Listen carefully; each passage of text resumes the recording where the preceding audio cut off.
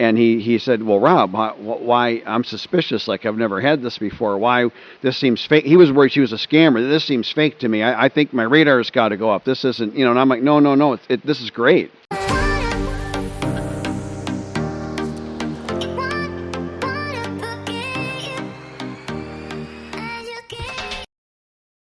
I just said hi to everybody. I like to deliberately make an appearance with certain persons when I go to certain places. It's just to my advantage, if you follow.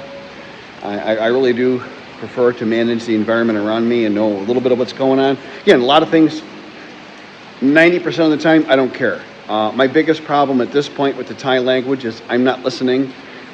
Because I'm focusing on my alone time, and then someone starts talking, and I'm like, what? And I need to ask them to repeat what they were saying. But I'm here at this check-in facility of fawns, by invitation and with permission. It's a beautiful morning in Thailand. You can see and hear the rain around me, I imagine. Hopefully, I don't think it's too loud. It's calmed way down. So, lovely day, cool. I could honestly use a flannel right now, but I'm warm enough to be comfortable, but just barely. We're into the fall now, hitting the prime, really, really nice weather here in Thailand.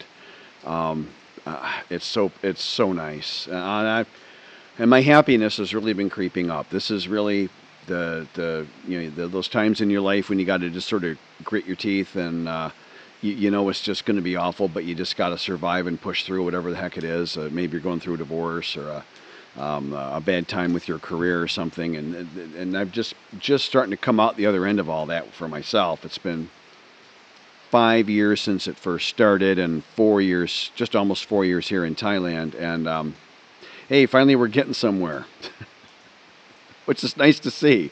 Every once in a while, I like to kind of repeat some warning content because I'm happy and I'm doing great, and my friends here are happy and doing great, and that's nice and that's lovely and all, but the overwhelming majority of guys aren't really. My friends and I, we talk about this from time to time. We are all of the opinion it's roughly the same percentage of guys that are unhappily married here as back home. And I guess that shouldn't surprise anybody because it's us, right? But we do these things to ourselves subconsciously, I guess. But you can't come here and expect to automatically, it'll just be great. Please don't do that. The more work you put in, the better it will go. Certainly, for sure, you'd want to be diligent and cautious because you're overseas. This isn't your home. Very, very, very few people here are going to be your actual real friend. And jealousy is and people, Westerners like to say, oh, the Thais are so jealous. Oh, yeah, the Westerners here are more jealous by a lot. You take a guy, and when you come here, there are some people that work here and make big money, and that's great, but that's not the majority, and that's certainly not the average retiree. You take the average guy, he's cut off his career, and like I have, and I don't really have a real ability to earn like new money anymore. This is it. I have what I have. And you take a guy in that situation, and if he's not completely happy with his circumstances or hasn't come to some kind of peace with his circumstances, that can become an extremely jealous and venomous person, and vindictive and all these things. Guys turning each other in for working without a permit, like the digital nomad guys. I've seen expats sue each other. That's not common, but it's not really uncommon. So 99% of your problems will come from other Westerners here. It really won't come from the Thais. They're a peaceful people. They will just generally, you might do a crazy. I've seen foreigners here do crazy, disrespectful, wild, ridiculous things, throwing things. Just last night there was a 400-pound guy. I was at this nice restaurant. There's this huge guy wearing this huge loud shirt. This is a lot of footage of loud shirt, okay? And he's screaming at multiple people inside the restaurant. One is his Thai girlfriend or wife or whatever, and saying some really ugly things that they know those words. You cannot drop F-bombs in Thailand and think that people won't know what that is, okay? They know what that is. And I was just like, great, here we go, another day in paradise. I just walked right by him, didn't pay him any attention. I was doing my thing. We did not look alike at all, although by his language, I would say he was an American, embarrassingly. And he did his thing, and I did my thing. And I finished my dinner on the second floor of the restaurant, had a nice evening, and left a nice tip and went home. And he was in the parking lot yelling after all that. You're going to run into this all the time here. This came to me from a conversation with a nice expat here. Hey, there's nice people here too. And he was concerned with how people get scammed, how it happens, and how he can be careful. And he was asking me some questions and stuff and all that, because this woman he has, and I think she's a very nice lady. I think he's chosen wisely with this lady. Why is she so interested in him? Why is she being? He was suspicious. This woman was being super good to him. She brought him some flowers. She's taking phenomenal care of him. She comes to his condo and cleans it and makes him really happy. And then she's just really sweet and kind and just agreeable to almost everything he wants to do. And he said, well, Rob, why I'm suspicious? I've never had this before. Why this seems fake? He was worried she was a scammer. This seems fake to me. I think my radar's got to go up. This isn't, and I'm like, no. This is great. You're important to her. And she, as an honest, good, traditional woman, does not have the ability to replace you easily. He's a nice guy. He's a nice-looking guy, and he's got some personality on him. He's gonna crush here. If he doesn't settle with this lady, he's gonna find another one dang quick, or another one's gonna find him dang quick. He's got some marketability. So, if you're the younger and better looking and richer you are, big reveal from Rob here, the better you're going to do. Isn't that strange? Oh, just like your home country. Anyway, so this nice, honest lady where I got this idea from, and I met her at lunch. He brought her one time, and very nice lady. But here's the things that other women have, and why then, if they were being super nice to you, it might be fake. Or here's the other reasons why another woman who's not a good person, and there are not nice people here, same as there are not nice people in the United States or other countries, every other country. Here's some of their tactics and things, and then these are things you can watch out for. These become red flags, which we like to talk about on this channel. Even though most of us ignore them, but at least we'll help the new guys here on the channel, help them see them. First off, they tend to find us first. The more experienced a woman is with foreigners, and a lot of that experience comes from the sex industry. It just is what it is. Good traditional village or Isan Thai women are much more likely to be fearful of us because physically we're big. We have big voices. We make big hand gestures when we talk frequently. I'm sure I've always been a hand gesture guy. And all these things are scary to them. We're kind of hairy. I mean, we're like a big monkey or something. Them or gorilla or something to them. And it's just intimidating. And they might not want to talk to you. A woman that's worked in Pattaya for 6 months, hey, no problem at all. She'll come right over and talk to you. And they know more what to say because they've practiced. Again, many women involved in sex work ultimately are given scripts to work off of, actual scripts, written dialogue, like a script for a play or a movie, to say it with you, to get a response from you, to get money from you. This is just sad, but it is what it is. Again, I had a long series of interviews with a woman who did the accounting for a 3-location scamming business, and she graduated from a scamming and sex school. They have schools on how to perform sex here, how to make it extremely pleasurable for the man, and then how to use that skill.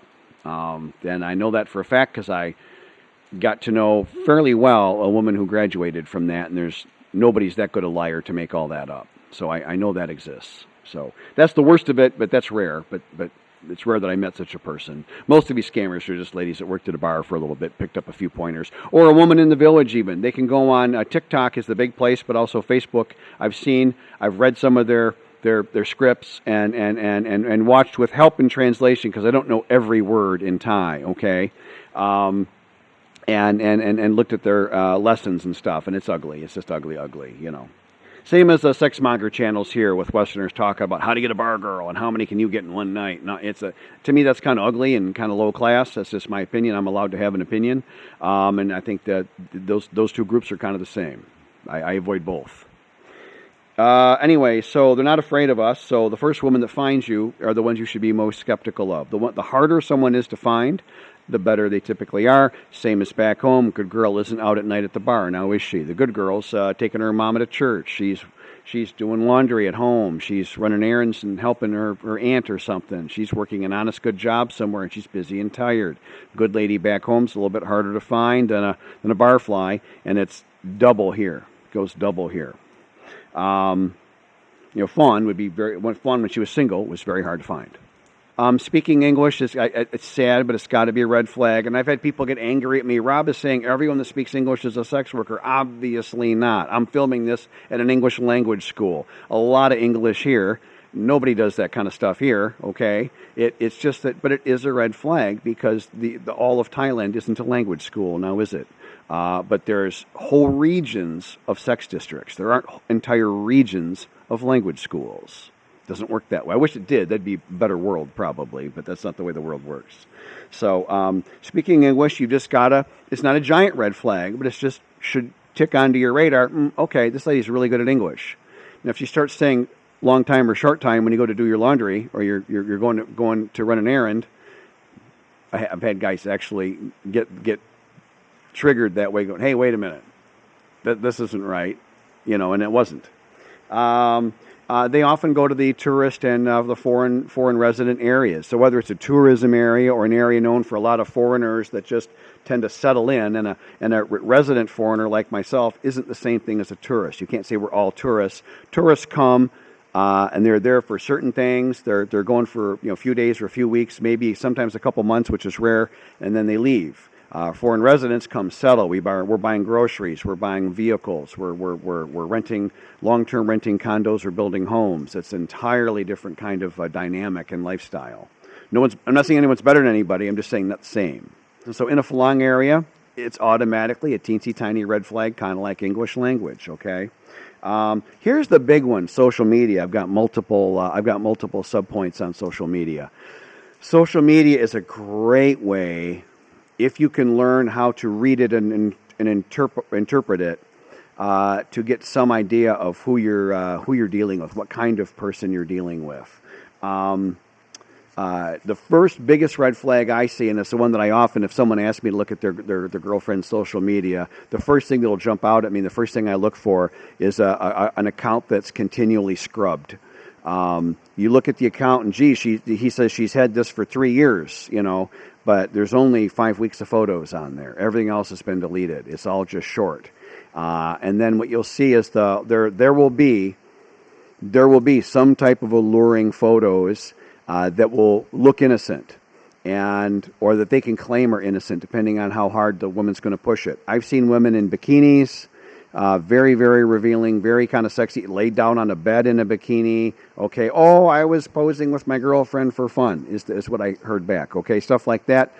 Usually it's just a very pretty photo of the woman, maybe accidentally revealing her midriff is showing a little, maybe a tiny bit of cleavage because the blouse just happened to pop a tiny little bit in that one split second of the photo, which of course they practiced 30 times until they got right.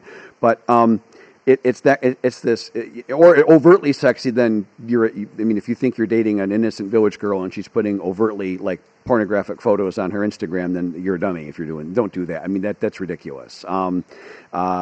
But it'll generally be on the veil of innocence and an accident. But they're sexy, and there's one or two of them, and then you go back to her account 2 weeks in the future, those old innocent ones are scrubbed, and there's new ones. And then you'll look, and they've got 4,000 followers. That's not normal. That's a woman monetizing her appearance, and she's advertising for future clients or current clients. And guys can make an appointment with her and meet her for shopping at the mall. And he'll buy her 2 or 3 expensive pairs of shoes, and she'll go back to his condo that night and have a nice evening and drinks with him or something like that maybe. That's how this works. And this is common, and you want to watch for it.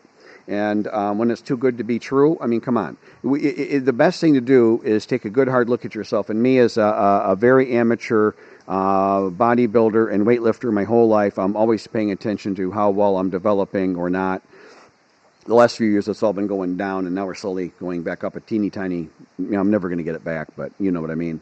And you should take an honest assessment of yourself. I mean, my bodybuilder friends, all my friends from the gym back in the States, all were like, yeah, it's this, that. All my shoulders are still too small. Oh, I got too fat, or and these guys have like no fat on them. I was by far the most out of shape of anybody.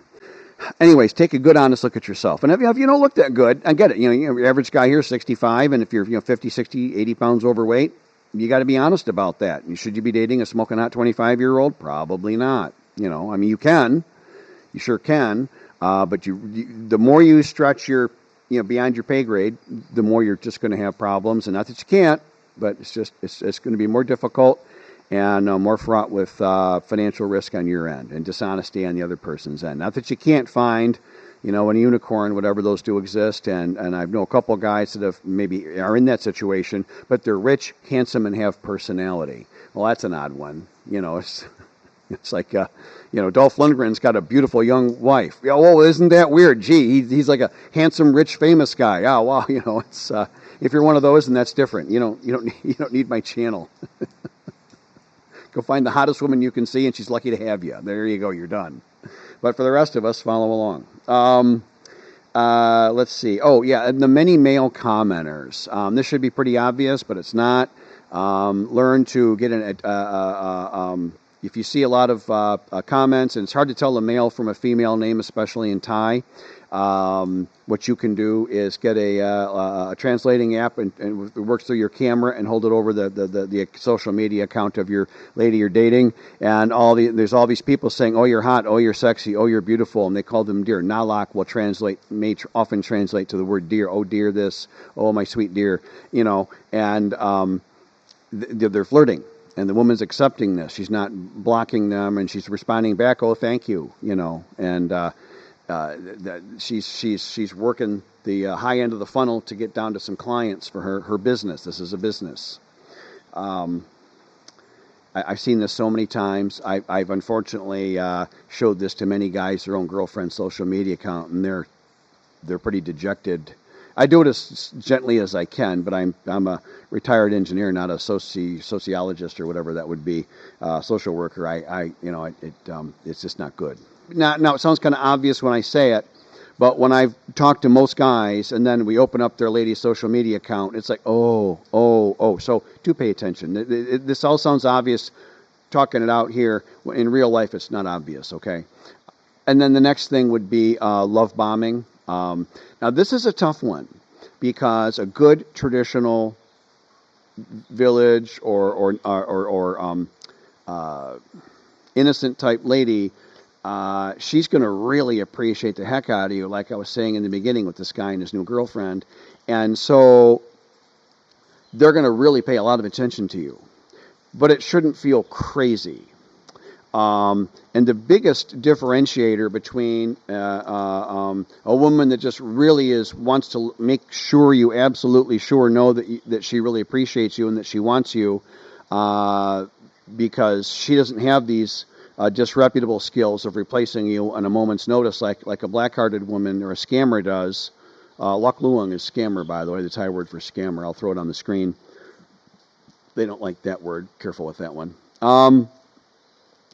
But a black-hearted woman will be systematized, because almost always they've been taught to do this. And so every morning at between like 10 and 11, you get your fancy flowery long text that's all polished with pictures and little emojis, and it's all looks like a school project because it was a project. And it'll often come later in the morning, because I've never known a scammer that wasn't lazy. So they sleep in, they stay up late, and they drink until drunk, either every night or frequently. Again, a traditional Thai woman does not drink. Alcohol is tolerated in the Kingdom of Thailand, and it is technically legal. It's not illegal, but drunken behavior is not tolerated well. I need to expand on my comment on alcohol use in Thailand. I mean, alcohol is completely perfectly legal. However, keep in mind, advertising or promoting of any kind, including your own personal social media, is against the law. And while that's rarely enforced, if you run across the wrong person in Thailand, they can call the police, they can make a big thing of it, and you will not enjoy being hauled down to the police station in question. I promise you that, period. So I feel like I slightly overstate this on one hand, but on the other hand, you really do just have to mind your behavior here. And I have other videos on this. And women culturally are not supposed to drink at all. So for me personally, when I was dating, any woman that drank alcohol, bye, out, see ya. I would. My first thing was this: hey, we want to meet up? There's a bar. They have a really nice draft beer selection. Would you like to do that? Oh, you don't drink? Hey, you know what? That's awesome. Let's go have coffee. Oh, you like to drink? Hey, you know what? Let me get back to you next week. Yeah. That's for me. That's my call. That's where I draw the line. Everyone draws their line different. I'm 61. I can draw the line where I want, and you can draw the line where you want. That's fine by me. But this is an easy one. I'm giving you a very easy option. I've never liked women that drink a lot of alcohol. That's probably sexist, I guess, but I've just never liked that. So this kind of really worked for me. I was liking this one. Let me tell you, when I was coming to Thailand and I heard about that, I'm like, this is my kind of place. Oh, here's an ugly one, gaslighting. If you're not sure what gaslighting is, look up the play gaslighting. The definition is probably in Wikipedia or something. And then find a reputable psychologist on YouTube somewhere that talks about gaslighting. There's a woman, Dr. Ramani or something. If I can find it, I'll throw her thing on the screen. You can go to her channel. She, like me, is very tight about her content. I don't share other people's content. I don't allow other people to share mine.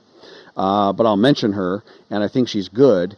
And you can find her from, well, I'll spell her name correctly on the screen. You can look her up on YouTube. She's excellent, and I'm sure she talks about gas. She's mostly on narcissism, but the key tool of a narcissist is gaslighting. You want to become a bit of a gaslighting expert if you're going to start dating overseas. That would be my advice to you. Then two more. You got to be really wary of any man hanging around. A good traditional Thai woman will not have a man in her life that's not her boyfriend or husband. So more often than not, when the woman says, "This is my big brother, I'm really close to him. This is my favorite uncle," or whatever, that's the real husband. And then the husband has sort of made a business with her to get your affection and money. Here, the thing is, this isn't that hard, But we tend to come here. We're lonely. We've been neglected a long time. A lot of Western women want to kind of monetize their affection a little bit, even more than here, in my opinion. To be honest, it's kind of weird to say, but that's my opinion and my personal experience. 4 years here, Fawn is more considerate of my money than most of the women I had back in the United States. So it's not to think, oh, everyone on the internet says it's all about money and stuff, or I'm just going to start throwing money around and, oh, gosh, the woman only liked me for my money. Oh, that's so weird. We do this to ourselves. If you just keep your head about you a tiny bit, this is actually really easy. It's really easy. This is a great place. I am in a fantastic mood. This is a gorgeous day here. It's cool, breezy, nice. I'm making this content here. I'm going to Fawn. I told her I was thirsty. She got me a vitamin water and a couple bottles of fancy water that was on sale at the CJ Market here, and then she got me a nice hot green tea, just sweet a little bit, Wan Noi, sweet a little bit, and just the way I like it. And I'm just sitting relaxing here. And I got to go. I'm going to go meet my friend Kevin, the famous Kevin, is here in town, and he asked if we could maybe meet for coffee. I said, yeah, that sounds great. There's a Cafe Bolan shop. The traditional coffee here. It's not actually from Thailand, but I call it Thai traditional coffee because that's what it's called here.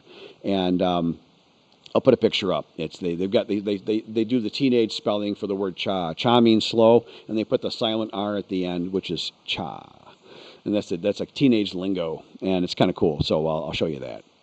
Anyways, thank you all. I appreciate it, and I got to learn to do this. But special thanks to the channel members. That's I gotta appreciate you guys more. And I learned, I think YouTube changed the settings, and so I fixed it by now, as you will have seen. But you weren't getting your videos early like you're supposed to for the channel members.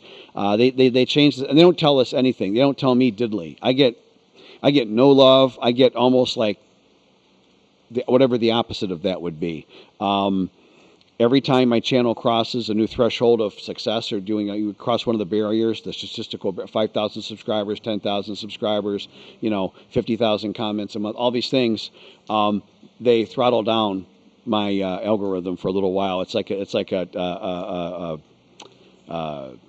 test by what is that? Some kind of biblical era spiritual test of some kind. Let's just see if he can crawl through the desert. Caleb, they give you the Caleb treatment. I don't know what the hell, but I just ignore them, which is sad. This is supposed to be my partner here. I just ignore them. Put my content out every Friday like normal, and eventually they go back to okay, put the algorithm back on, and like begrudgingly, it's weird, but I get the clear hint I'm supposed to do more sex and bar girl stories, and I'm not doing it. I'll mix in whatever content I think is appropriate to help a viewer, and other than that, everybody else can go stuff it. So there we are. I'm just an old crabby guy, but I'm in a great mood. I don't know. I can't explain this. Bye. Bonus content. Here's just a really cute picture of Fawn on her way to a camp out with her students. That's her official uniform. And moments later, you can just barely see the bus behind her coming up to pick her up. My day at home, doing some Thai homework. And I got my trees all in the front yard. So I assigned one of Fawn's boys to water them every day. Good for them, so they don't feel too entitled. Anyways, but it's going good. Her boys are really respectful to me. They don't really give me any problems, which is nice. I'm tired. It's been a good week. I got chewed out, like I told you. I got chewed out by both doctors pretty good to take it more easy and to be more wary of the heat of the day, which is the mid-afternoon. So I'm trying to stay in more during that time. And today I'll be in pretty much all day. I'm just gonna do homework and probably find a good movie to watch. Little raw footage here. It's just me at the Index Living Mall. The place is pretty big. Really good prices and pretty good selection. Just getting a couple of organizer things for my library, and I bought a rug for the library to cut the echo down for you guys. It is. Somebody complained, and I listened to the audio with the earbuds in real carefully, and I'm like, oh yeah, there's an echo. That could be annoying, and I can be annoying on my own. I don't need any help. Really good day today. I love this retirement stuff. It's been going pretty good lately. Physical therapy on my right elbow, which is coming along, slow but coming. And did leg day. I'm up to doing leg day every week and a half versus it was every month or so between. Leg day really, after spinal surgery, leg day sucks. But I'm getting there. I'm actually getting there. I had a good Thai language class.